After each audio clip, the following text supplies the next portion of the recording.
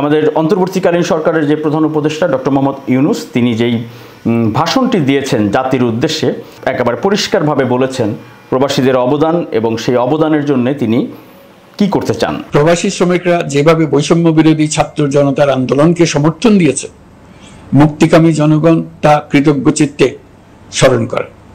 তাদের প্রতি সকল পর্যায়ে সম্মানজনক আচরণ নিশ্চিত করা হবে। এই গণ অভ্যুত্থানে বিদেশে অবস্থানকারী বাংলাদেশিরা অত্যন্ত গুরুত্বপূর্ণ ভূমিকা পালন করেছেন।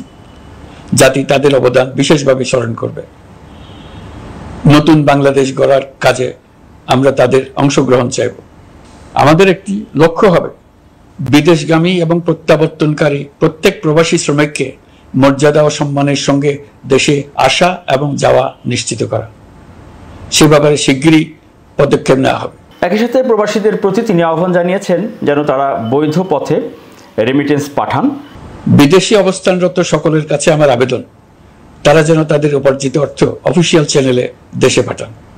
দেশের অর্থনৈতিক সংকট উত্তরণে এই অর্থ বিশেষভাবে প্রয়োজন।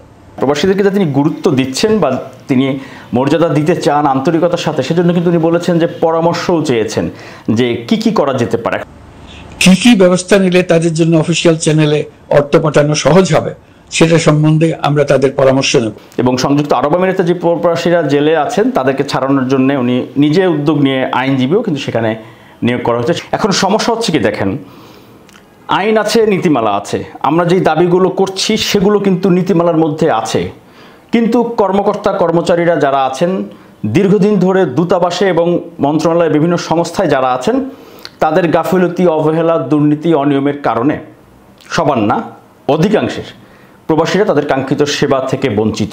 সব কিছু আইনের মধ্যে আছে, নীতিমালার মধ্যে আছে, কিন্তু তারা সেটি বঞ্চিত। একই সাথে প্রবাসীরা আগে জানতেন না অভিযোগ করার কথা।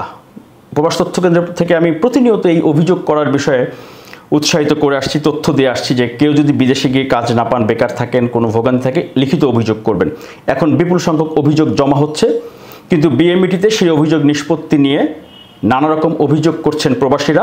সেখানে অনৈতিক লেনদেন করে বিএমইটিতে যেন কর্মীরা যেতে নিরুৎসাহিত হন, রিক্রুটিং এজেন্সিগুলোকে যেন তাদের এই জরিমানা বা ক্ষয়ক্ষতি বা ক্ষতিপূরণ দিতে না হয়, সেই একটি পরিবেশ তৈরি করে ফেলা হয়। গ্রাম থেকে একজন প্রবাসী যখন আসেন তখন যদি বিএমইটির কোনো কর্মকর্তা তাকে বলেন যে তুমি এজেন্সির বিরুদ্ধে লাগতেছো, তোমাকে যদি এজেন্সি হাইকোর্টে যায় তুমি কি যাইতে পারবা, কত বড় দুঃসাহস।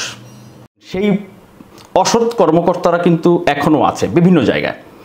এগুলো ঢেলে সাজাতে হবে, অথবা তাদেরকে মাইন্ডসেট করতে হবে, সেটি বাধ্য করতে হবে যে আপনারা ভালো হয়ে যান আগে ভাগে, নাহলে কিন্তু আপনারা পরবর্তীতে ভোগান্তির শিকার হবেন বা আপনাদেরকে নাজেহাল হতে হবে, আইনগতভাবেও হতে হবে, সামাজিকভাবেও হতে হবে। আপনি কি বৈধভাবে কর্মী হিসেবে বিদেশে যেতে চান? আপনি কি রেমিটেন্স যোদ্ধা হিসেবে প্রবাস জীবনযাপন করছেন? আপনার জন্য প্রয়োজনীয় এবং জরুরি সকল তথ্য হাতের মুঠোয় পাচ্ছেন প্রবাস তথ্য কেন্দ্রে।